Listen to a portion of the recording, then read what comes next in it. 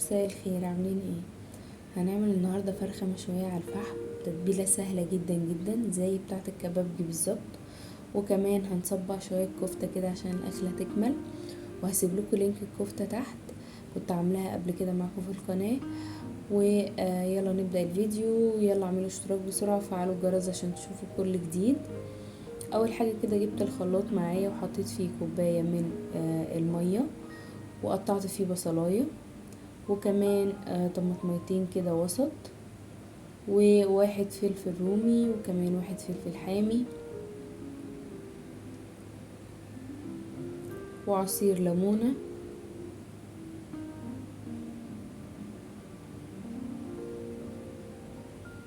ومعلقة كبيرة خل. هنحط بقى التوابل كده مع بعض: معلقة صغيرة ملح، معلقة صغيرة سبع بهارات، معلقة صغيرة بهارات فراخ، نص معلقة صغيرة فلفل، نص معلقة صغيرة كزبرة. وهبدأ ان انا اضرب كده كل الكلام ده في الخلاط. وهجيب الطبق ومصفى اصفي بقى كل الشوايب اللي موجودة معايا. احنا عايزين العصير بس بالشكل ده كده. وعندي بقى هنا فرخة وزنها حوالي كيلو ومتين جرام. انا فاتحاها، شايلة السلسلة بتاعة الظهر وفتحاها كده زي الفراشة كده بالشكل دوت، ومغسولة ملح وليمون ومتصفية كويس جدا جدا.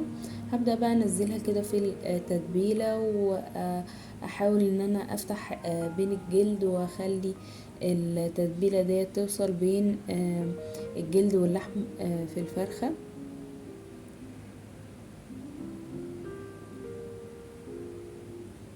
بالشكل ده كده. وجبت سكينة سنها رفيع، ابتديت ان انا اعمل فتحات كده بسن السكينة في الفرخة، بحيث ان التتبيلة تدخل جواها، جوا الفتحات ديت، وتبقى طرية معاها. وهسيبها في التلاجة ليلة كاملة. وتاني يوم بقى كده اهو طلعتها، وابتديت اجيب الشبكة بتاعت الشوي، ودهنتها زيت بالشكل ده كده عشان الفرخة ما تلزقش. وابدا ان انا احط الفرخه. لازم الفرخه يكون وزنها قليل عشان تستوي كويس. بصراحه دي كانت مستويه حلو جدا جدا عشان وزنها كان صغير.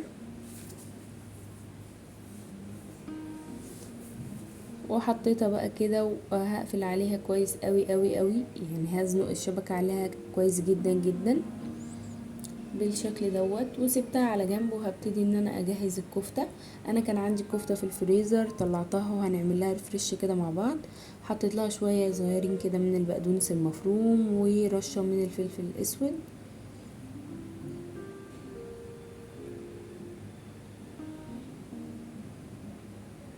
وكمان نص معلقه من السبع بهارات. هي كده كده كانت متبله، بس قلت اصحصحها يعني شويه. وهبتدي ان انا ادعكها بايدي لحد ما النسيج بس اللي فيها كده يطلع تاني كويس بالشكل دوت اهو كده.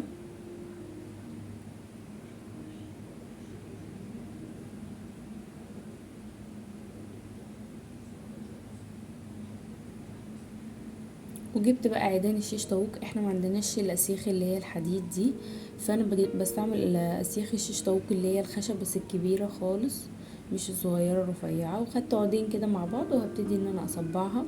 هتشوفوا ازاي دلوقتي بتتصبع بكل سهوله، وما بتفكش نهائي زي ما انتم شايفين كده.